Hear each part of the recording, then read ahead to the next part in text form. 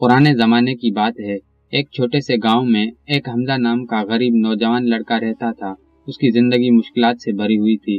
ہر رات وہ یہ سوچتا، کاش مجھے بھی کوئی خزانہ مل جائے تاکہ میں اپنی قسمت بدل سکوں۔ گاؤں کے لوگ اکثر خزانے کی کہانیاں سناتے تھے، خاص طور پر ایک پرانے کھنڈر کے بارے میں جو گاؤں کے باہر واقع تھا۔ گاؤں کے لوگ اکثر کہتے تھے، اس پرانے کھنڈر میں خزانہ چھپا ہے، مگر اسے ہر کوئی نہیں پا سکتا۔ حمزہ کی دل میں اس خزانے کو حاصل کرنے کی امید جاگ اٹھی تھی۔ ایک دن سورج نکلنے سے پہلے حمزہ خاموشی سے اس کھنڈر کی طرف روانہ ہوا۔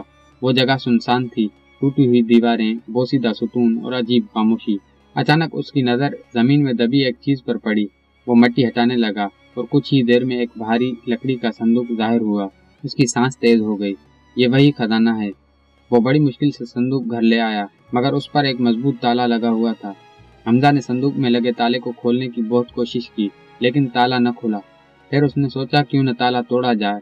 اس نے ہتھوڑا اٹھایا اور تالے پر زور زور سے ہتھوڑا مارنے لگا، لیکن تالے پر اس ہتھوڑے کا کوئی اثر نہیں ہوا۔ آخرکار وہ گاؤں کے مشہور بزرگ کے پاس گیا۔ بزرگ خاموشی سے صندوق کو دیکھتا رہا، پھر بولا، یہ صندوق طاقت سے نہیں، عقل سے کھلے گا۔ حمزہ نے بے صبری سے کہا، مجھے صرف سونا چاہیے۔ بزرگ نے گہری نظر سے اس صندوق کو دیکھا اور بولا، میں تمہیں اس صندوق کے کھولنے کا راز بتاؤں گا، لیکن اس کے لیے تمہیں کچھ سیکھنا ہوگا۔ کیا تم سیکھنے کے لیے تیار ہو؟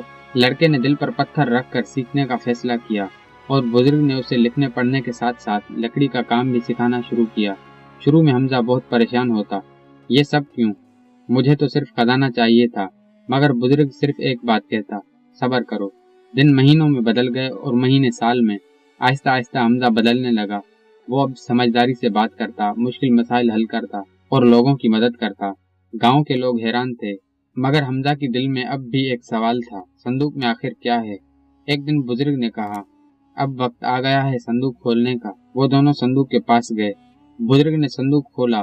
صندوق میں کچھ اوزار، ایک خط اور کچھ پرانی کتابیں تھیں۔ حمزہ نے غصے سے کہا، یہ دھوکہ ہے۔ مگر جب اس نے خط پڑھا، خط میں لکھا تھا، جو علم سیکھ لیتا ہے وہ ہر خزانہ خود بنا لیتا ہے۔ حمزہ خاموش ہو گیا۔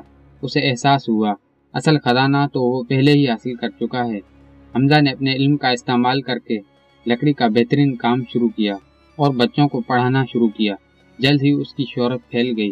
وہ غریب نوجوان اب کامیاب اور باعزت انسان بن چکا تھا۔ لوگ اس کے پاس آتے اور پوچھتے، تمہیں یہ کامیابی کیسے ملی؟ حمزہ مسکرا کر کہتا، مجھے ایک خزانہ ملا تھا، مگر وہ سونا نہیں تھا، وہ علم تھا۔